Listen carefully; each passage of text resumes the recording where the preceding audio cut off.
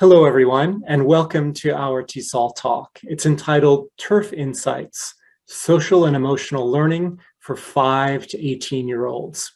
For the past 2 years, this has been a topic of increasing importance, social and emotional learning, social emotional skills. What can we do as educators, as researchers, as parents, as community members to help students live well so they can study well?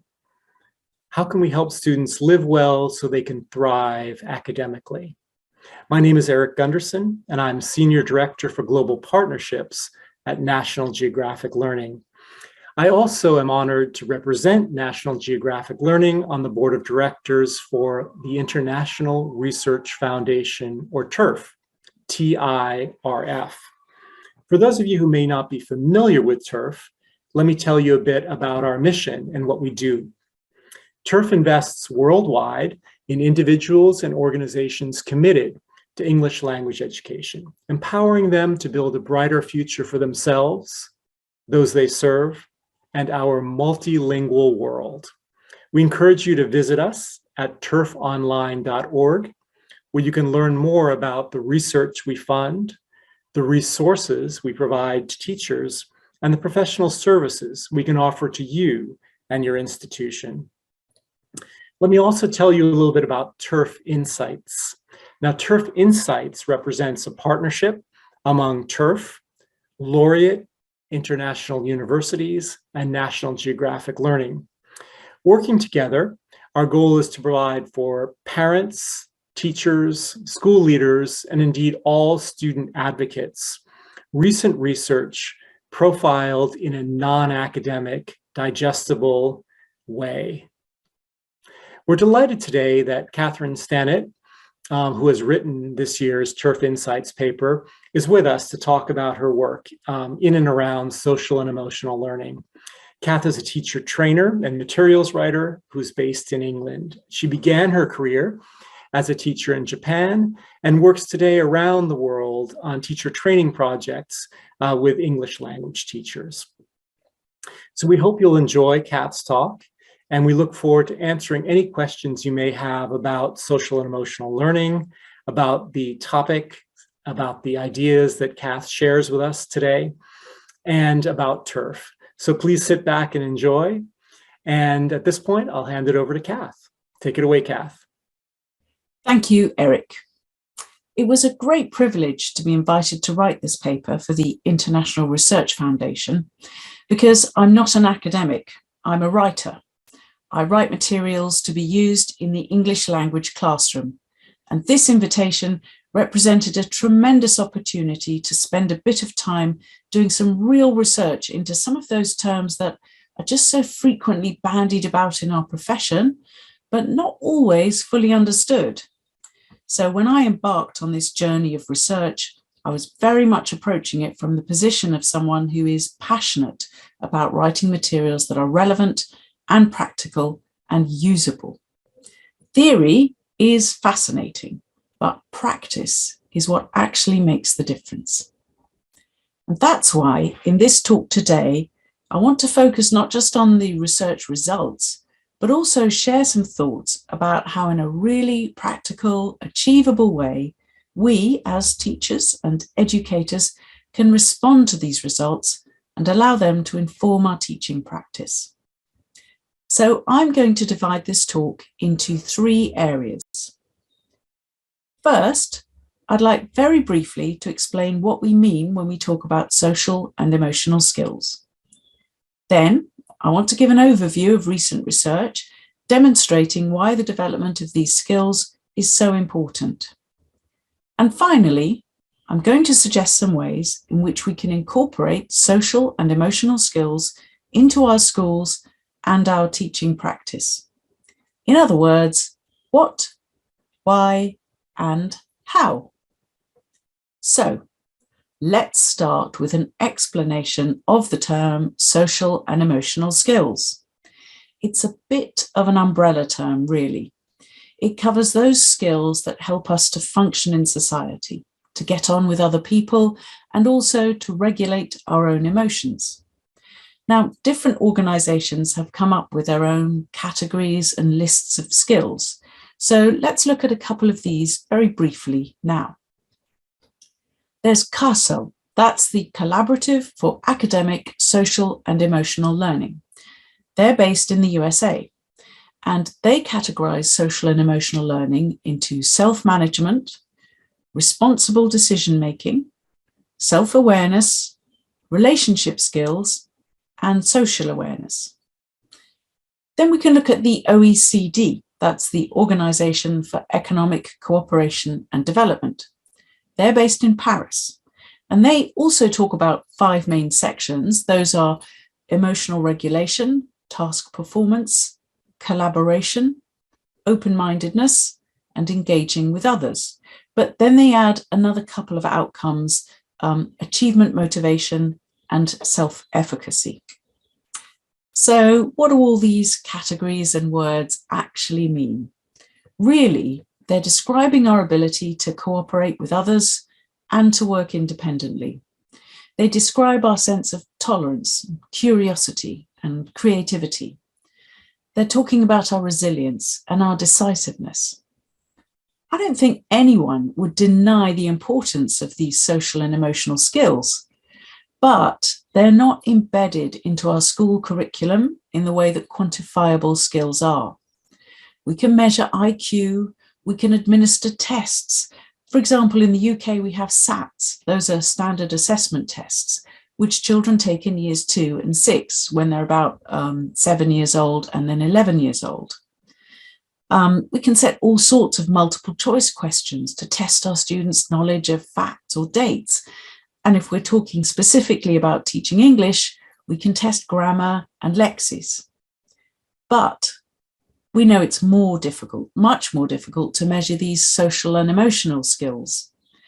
Perhaps that's why there still appears to be a gap in the way that our schools are set up, where social and emotional skills are treated as the additional extra. So great if there's time, but not our main focus part of the curriculum. And yet research has time and again shown us that these skills are as important as academic skills. And this leads me on to the second part of my talk. We've looked at the what, let's consider the why. Why are social and emotional skills so important? Let's look at a couple of surveys that have been undertaken recently. In 2020, Dr. Ariel Lindorf carried out the Wellbeing and Academic Achievement Impact Study. This study drew on research from several international sources, and it came to the conclusion that there is a strong connection between students' well-being and their academic success. When students feel good about themselves, when they live healthy lives, both psychologically and physically, they perform better at school. That can't really be a surprise to anyone, can it?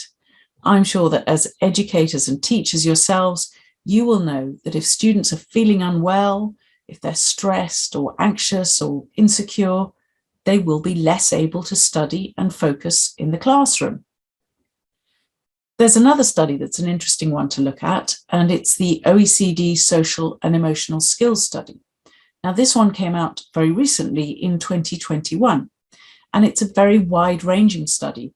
It involved the participation of 3,000 students from 10 cities around the world at 2 key ages, the age of 10 and the age of 15. These students were asked a series of questions that they were designed to assess their competency in social and emotional learning. It's a really interesting study with lots of fascinating findings, but I just want to pick out 2 results to talk about now. The first one is that the 10-year-olds, so the younger students, reported higher levels of social and emotional skills than the 15-year-olds. So it seems that while students' academic skills follow an upward trajectory, rising steadily throughout their school experience, it's a very different story for their social and emotional skills. These skills actually stall and then dip. So why is that? Well, it could partly be because of the way that the teenage brain develops. And that means that adolescents find it particularly challenging to control their emotional actions. But it's not the only factor. There's also the fact that as students move from primary and into secondary education, the focus is increasingly put on academic achievement, discipline, and exam results, at a cost to the development and support for students' social and emotional skills. And yet, at the same time, and this is the second fact that I want to focus on, the survey also shows that there is a very clear link between academic success and the development of social and emotional skills. So failing to support these skills actually has a negative impact on both students' academic achievement and their sense of well-being. So maybe that addresses the why. Why are social and emotional skills important? Because at the moment, they are not generally thriving and developing in our traditional education system, and their stagnation has a corresponding negative impact on students' happiness and on their academic performance. Why are they important? Because the development of social and emotional skills like stress resistance and optimism are related to higher levels of psychological well-being. In other words, when students live well, they study well. These are powerful arguments. And the good news, and it's really good news, is that social and emotional skills can be developed. They can be nurtured. They're not fixed. They can grow and flourish under the right conditions. So in fact, as teachers and educators, why are we not doing more to cultivate these skills when we can see that they will actually help our students to feel happier and to perform better? And that brings us to how. We know that social and emotional learning is important. We know that it is linked with academic achievement. So how can we implement social and emotional learning as a core objective that is integrated into our school curriculum? Let's go back to CASEL. If you remember, that's the Collaborative for Academic, Social and Emotional Learning. They recommend a four-pronged approach in which students are exposed to social and emotional learning in the classroom, in the school as a whole, at home, and in the community. This means really involving parents, caregivers, and the wider community in the learning process. So not just teaching lessons about the importance of tolerance or devising activities to encourage creativity, but actually changing the whole school culture to recognize and reward these skills. It means providing opportunities for students to take part in some of the decision-making processes so that they get experience of taking on responsibility. They learn how to work in teams and collaborate with others. It means reaching out to the community to look for mentors and role models and inviting these people to visit the school, to talk to students and participate in school events. It means creating two-way partnerships between parents and schools with the understanding that both sides have something to share and something to learn. Now, as language teachers, we are actually in a fairly unique position. We're not bound to teach specific facts within one subject area. We can, and we should, cover a wide range of topics with our students. So we really have the ideal opportunity to cover themes related to social and emotional learning using English as our medium. Even at a very basic primary A1 level, activities like drawing and painting, preparing food, and dancing or taking turns in playground games can all be used in English lessons to help teach young people about things like creativity, cooperation, and self-control. And of course, as English teachers, communication is one of our core objectives in the classroom, and this can only be achieved when students develop the skills to listen to each other, to empathize, and to engage with others. So in this last part of the talk, I'd like to suggest some ways that we can incorporate social and emotional learning in the English language teaching classroom. These are just a few ideas that struck me as I was doing this research, and I wanted to share them with you. And I'm sure that you and your colleagues can come up with your own excellent ideas and suggestions as well. Firstly, through the content that we teach. Look for real-world texts that inform students about how different people live and work around the globe. Encourage them to think about the values that they may share. These discussions help to promote open-mindedness and tolerance. Share information about the development of the adolescent brain, helping students to understand the factors that affect their own behaviour and emotional regulation. Teach social and emotional specific vocabulary and use it regularly in the classroom so that students recognise it and understand that these skills are valued and important. Secondly, so we've looked at content, now let's look at our actual classroom practice. And that means involving students in decision-making processes. These can be really simple, like, do you want to work in pairs or groups, but you give the decision to the students, or you give them options about how they want to present a piece of work. But you can also ask students to agree on the boundaries around behaviour or speaking their first language in the classroom. Even the very young students can be given specific responsibilities, things like collecting the homework or organise the reading books. It makes them feel important and valued, and they understand the importance of playing a role within a community. Another thing that I think is really important is project-based learning. It's a really effective way of broadening the English language lesson into a real journey of discovery in which students can extend their studies beyond the classroom and into the community. With increasing use of technology and the new perspective that the last couple of years of non-classroom based lessons has given us all, we can also make the most of flipped learning. In this model, we ask students to use their own initiative and resources to find out information. And then in the classroom, we focus less on imparting facts and more on the development of skills, communication, and extension work.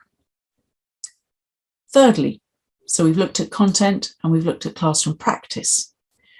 Let's look at the whole school. Throughout the school, we should develop a common shared vocabulary around social and emotional learning. How does your school as a whole recognise and reward non-academic achievements?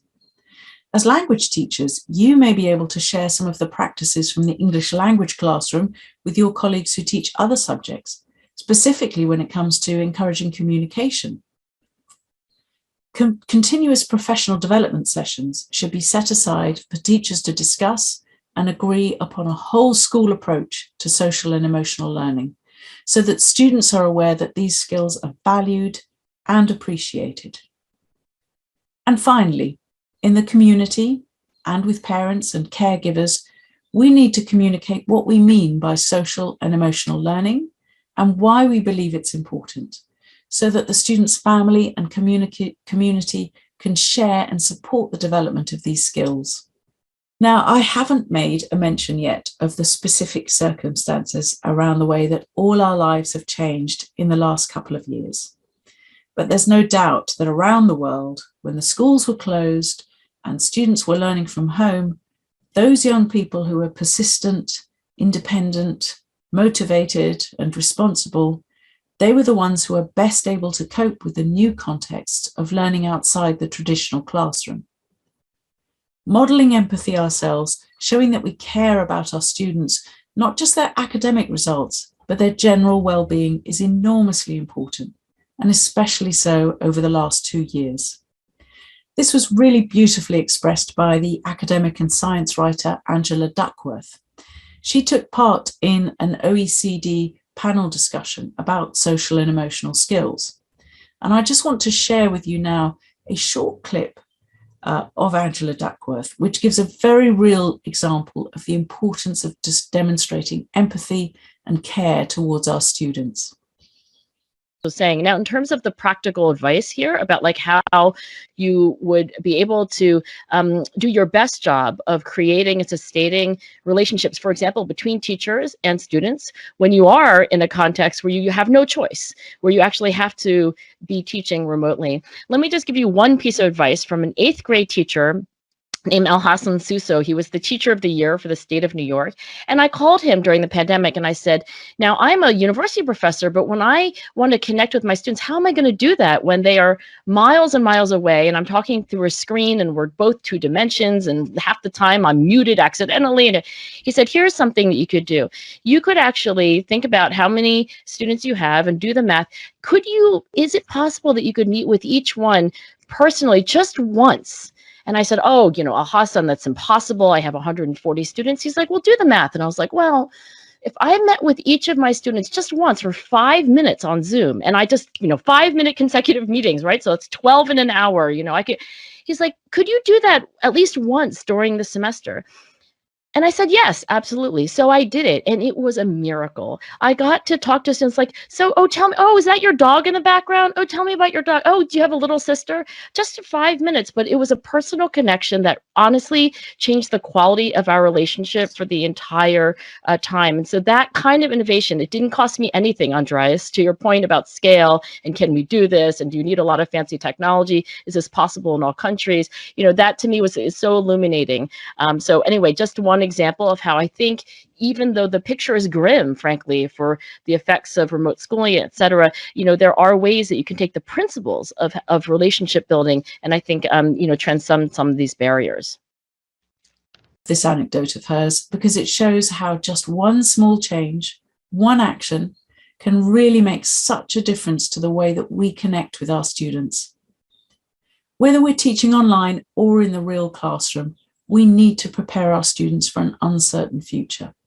And that means investing time, training, and money in mental health provision and support for the development of non-cognitive skills. We know that in this always connected digital online world, students can access information. So our role has changed. We're no longer the gatekeepers of facts. We have to be more than that. We have to put the frameworks in place to make some fundamental changes to the traditional school model and to help our students develop those vital social and emotional skills so that they can be resilient, independent, and cooperative citizens of the future. Thank you so much for taking the time to watch this presentation. I'm going to hand you back to Eric now, but I would love to know if you have any questions or comments to share about your own perspectives on social and emotional learning. Thank you very much, Kath, for today's incredibly informative workshop around social and emotional learning. We really appreciate the thought and care and inspirational ideas you put into authoring the TIRF Insights paper and indeed delivering today's workshop. So on behalf of TIRF, the International Research Foundation, Laureate International Universities, and National Geographic Learning, thanks so much. Clear information, compelling examples, and robust ideas for taking action around social and emotional learning. Indeed, the end of your paper, Kath, has a section entitled, How Can We Take Action? With questions that teachers, that institutions, that groups of interested parents can discuss among themselves. So if you haven't already, please visit the TIRF website, tirfonline.org, to download your complimentary copy of TIRF Insights. And while you're there, take a look at the professional services we offer and reach out to us with any questions you have about TIRF. At this point, we will open the chat channel and we'll invite you to ask any questions you may have about social and emotional learning, about TIRF, about the TIRF Insights paper, or indeed anything else that you feel Kath or I can speak to. So really over to you, colleagues who are attending today's presentation. Thanks very much. Good morning, good afternoon, good evening, colleagues, fellow teachers, friends from around the world. I'm Eric Gunderson in a different outfit right now, as is Kath Stenid has joined us as well. And Ryan Demereau, who is the Chief Operating Officer from TIRF, has joined as well. So thank you so much for joining. Thanks, Kath, for a terrific talk. Thanks for a few of the comments in the Q&A throughout the session. But really, the floor is open for any questions you may have around social and emotional learning or the work that we do at National Geographic Learning or at TIRF. Yeah, absolutely. Just to add to that, Eric, it's lovely just to see in the chat a couple of people have already said that they have some social and emotional learning projects going on in their own schools, and that's really encouraging, and love to find out more about that.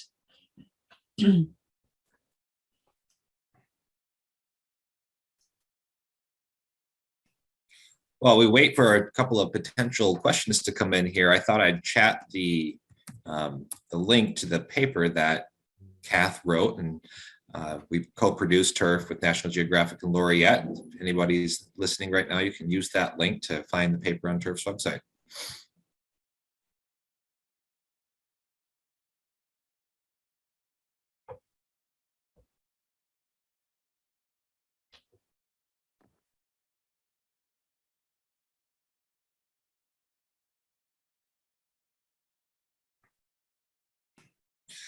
I see we have 18 participants on the call right now, so some people are out there thinking about what to ask, how to ask it. So don't be too shy. And thank you, Alexandra from Brazil, for sharing that you've launched some SEL activities at your school. So if you feel you'd like to share a little overview, we'd love to hear it, or from anyone else.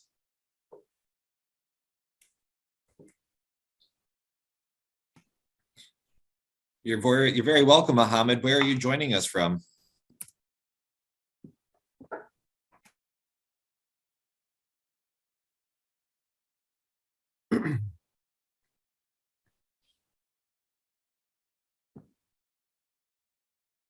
Tehran. Wow. I think one thing that might be worth mentioning about the paper that Kath has written is she's written it reflecting on research, but doing so in a non-academic way. So the goal is really certainly with teachers as an audience, but also parents, any school advocates, people in the community who may be interested in supporting multilingual learners and the issues and questions and concerns they're facing, particularly in light of COVID learning loss. So it's a wonderful piece for not only teachers, but really for all members of the community. So when you take a look at it, you can see Kath shared, through her presentation, some of the infographics she's used to present the information in a very accessible way. But we hope your entire school community will find the paper useful. So I can see a question here from Elizabeth asking, what would you suggest are the essentials in planning before an institution decides to incorporate a social and emotional learning in a program? So that's a really interesting question. I think one of the things that is difficult is considering how you show the value of social and emotional learning and how you show that to your students. So some way of recognizing when you feel that they've achieved certain points. And I think that's really important, not just for students, but for parents as well, so that everyone gets to recognize that this is really important. So if there's a way of establishing some kind of framework of, I don't like to use the word marking or grading, but some kind of recognition in your school, I think that's a really useful thing to do. And the other thing I think that you would need to talk about in your institution is how are you going to get your students to feel like stakeholders? So how are you going to make them feel like they're really involved in this? Because one of the whole sort of idea around social and emotional learning is that you're all sort of working together. Yeah.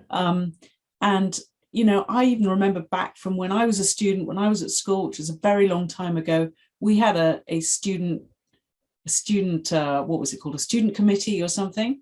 And it was supposed to make us feel like part of the school. And effectively, everything that we suggested was completely ignored. And it was very obvious that it was just there to look good. So if you're going to tell students, we value your opinion, we want you to take responsibility, we want you to start making decisions, then you have to be prepared to actually to listen to them and to take on some of the things that they suggest, to really make them feel like stakeholders. So those two things I think are really important. And Kath, I would point our colleagues here to the list of questions you've included at the end of your paper as a starting point, the list of questions that are, how can we take action?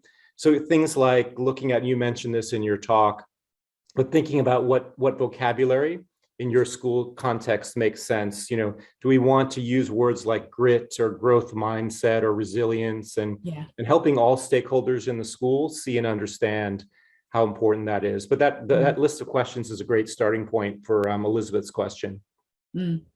Yeah, I do think it's important to get that vocabulary sorted out, because people have very, I mean, even around growth mindset, and growth mindset is one of those buzzword words that's being used all the time. Yet when you actually talk to people, they have very different perspectives around what it actually means. So it's good to get that decided in your institution, so you're all kind of saying the same thing. You've all got the same approach. Kath, there's a question from Alexandra in Brazil, and she's saying social emotional skills are not measurable. And you mentioned this in your talk as well. So basically, how can we make sure we're doing it right with our students? Well, that's a very good question. That's a very big question.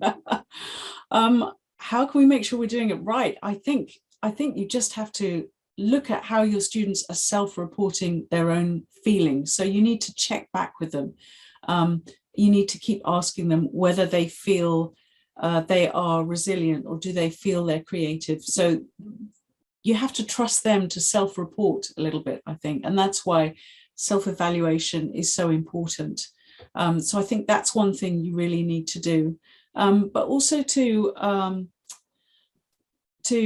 encourage your students to take actions that you then recognize. So yeah, you can't take an exam and prove that you're resilient. You can't take an exam and prove that you're a creative thinker. But there are things that you can do around the school, as your students can do around the school, to show that they're valuable members of the community, that they're taking responsibility. And those things should be marked and noted and really valued within the school. And that's something that you can kind of measure, in that you can give out certain rewards for that.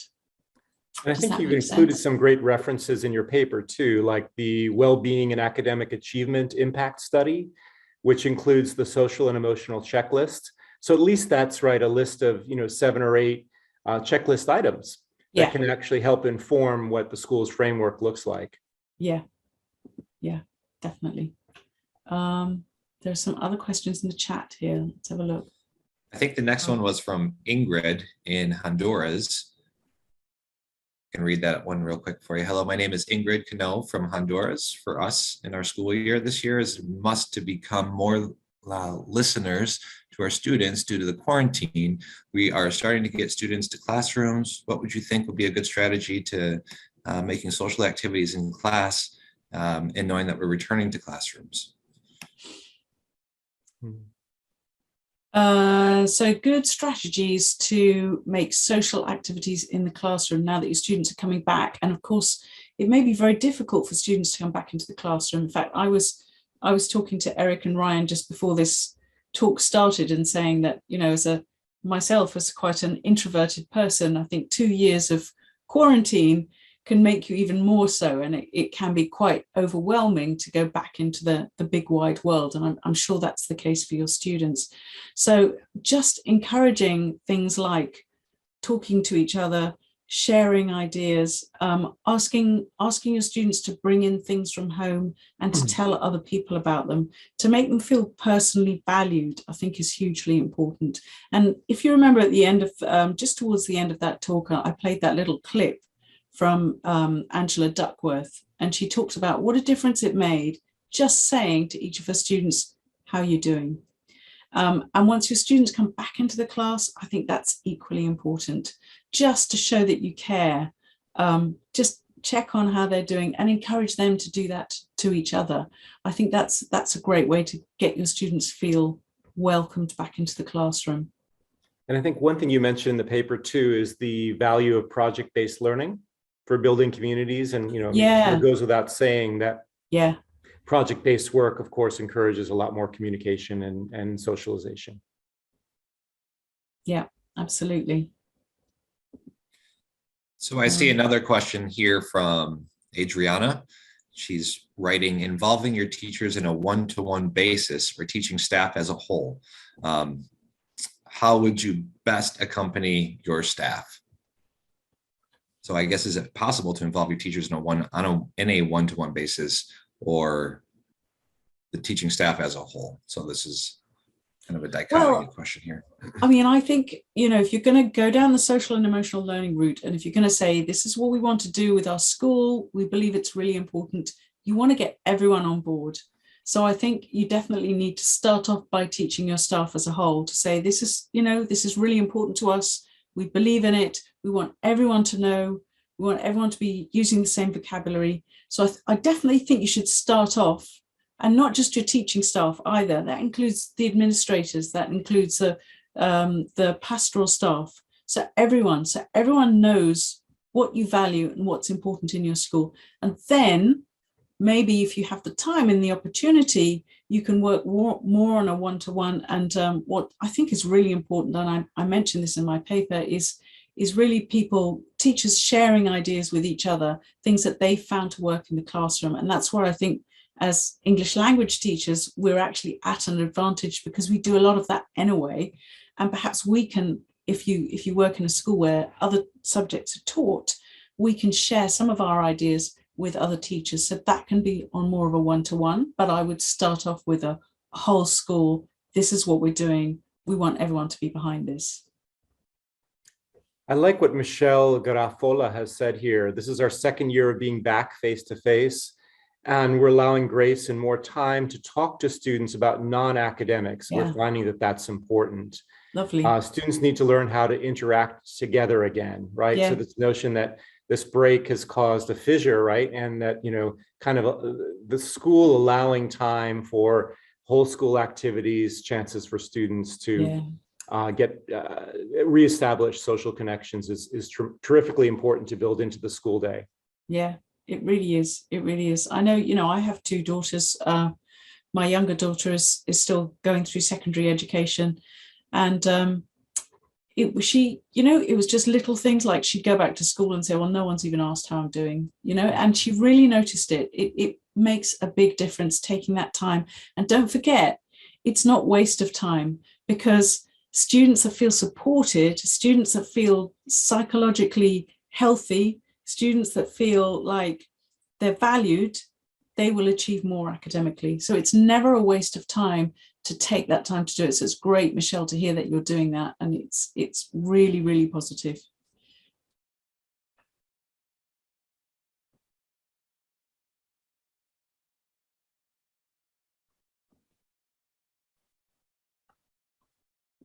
You mentioned in your paper the Escuela Nueva model, which I think is important, right? This idea that the investments can be very small, and it's really about sort of setting time aside. There are some really nice models that teachers around the world can look at for specific activities. And I don't know if you'd care to mention that as a model, or anything else in terms of specific references for places where teachers can find resources.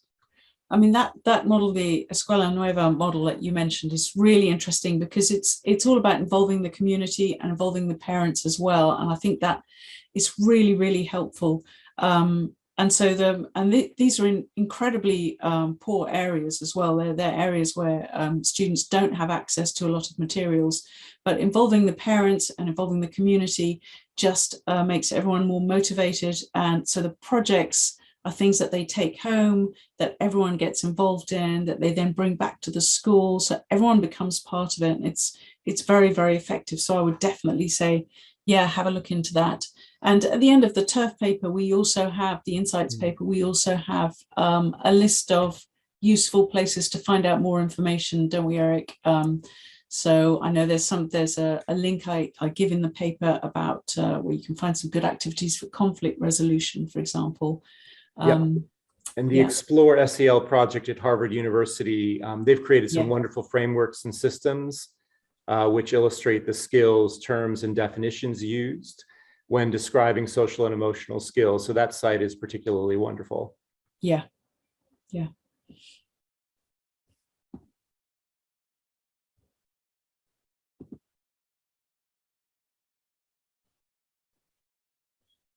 Oh, you mentioned as well, I think, Kath, that the United States Institute of Peace has published a guide on conflict resolution in the EFL classroom with a number of practical classroom activities and worksheets. So I think that's a particularly nice, some ready-made tools that teachers can actually download and use immediately. Yeah, definitely.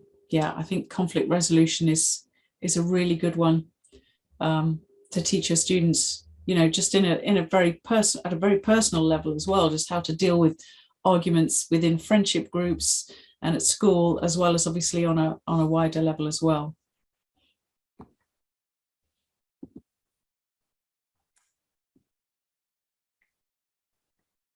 We had one participant from Ukraine, so I just want to sort of say thank you so much for joining us at a time that must be a terrifically challenging one for you. We hope that you in particular have found some very helpful ideas and thoughts among those shared today. Absolutely. Yeah.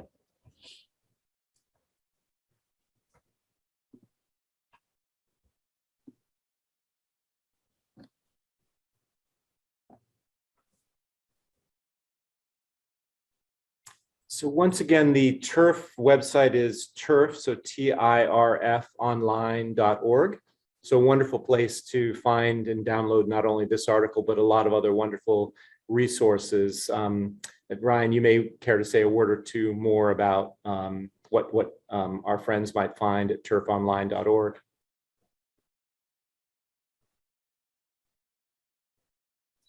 Yeah, sorry for the pause there. I'm just busy on the chat bar over here trying to make sure everyone can learn about where to locate the paper that Kath has written on TIRF's website.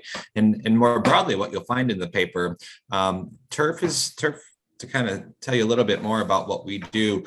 We're a nonprofit organization that seeks to improve English language education practices very broadly, but from a research-based perspective. So as part of our mission, we bring about access to a lot of different resources for individuals in our fields, whether you're a teacher, a researcher, an academic, an administrator, and so on. There is likely something for you on our website. A great place to start is just, as Eric was mentioning a moment ago, is going to our homepage and then looking at either our, there's a resources section, or we have a resource library. So a couple of different ways you can find things that might be fit for you, especially if you're a researcher or a student, either at the bachelor's level or master's level, or if you might be conducting some action research, for example, in your classroom. One of the really popular sections of our website is called our references. The reference lists section, and I'll chat that in just a second in the chat bar there. But it's a great place to go and get started for, you know, a paper that you're writing or research that you're conducting. And what these tools are, essentially, they're Microsoft Word documents with dozens or hundreds of citations on topics of more than 200 different topics of interest to individuals in our field.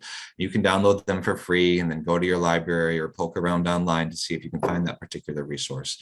And it could be really helpful to you. Now, if you're a teacher and you might need a little inspiration for a lesson plan, we have a lot of different resources that you can become familiar with on our website as well. We're going to look towards building out more of the SEL type resources in the future as we're going along. This is a little bit of a newer activity for TIRF, the SEL focus in particular, but we do have a long history of research in young learners and trying to fund research for individuals who are, you know, interested in helping to establish better practices for the education of young learners. So yeah, please go to the TIRF website if those are things that interest you. There might be something that you will find useful and you could share with your colleagues. Wonderful. So I mean, I think we've had participation from every continent around the world today. Really nice to hear thoughts from Honduras, Brazil, Iran, Ukraine, Brazil, and United States, UK. Tanzania. Tanzania as well. That's right. Yeah. It's excellent. A wonderfully broad and rich range of countries.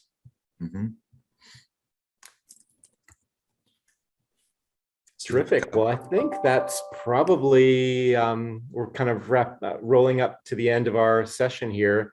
And I just want to really thank you, Ryan, for the opportunity to work with Kath on this paper, and Kath for the creative time and effort you put into creating such an incredibly useful resource for teachers. So, and for sharing your thoughts and ideas today. Oh, it's been so interesting. It really has. I've learned so much doing the research for this paper. So thank you for giving me the opportunity. Really appreciate it, Kath. And to you too, Eric, for all of your efforts in managing everything on your end. And to everyone on the line today, hopefully that list of questions, how can we take action at our school, will be a starting point for exploring SEL at your school, in your community, with parents and with teachers and students. Yeah. So thank you so much for a wonderful session. Thank you very much.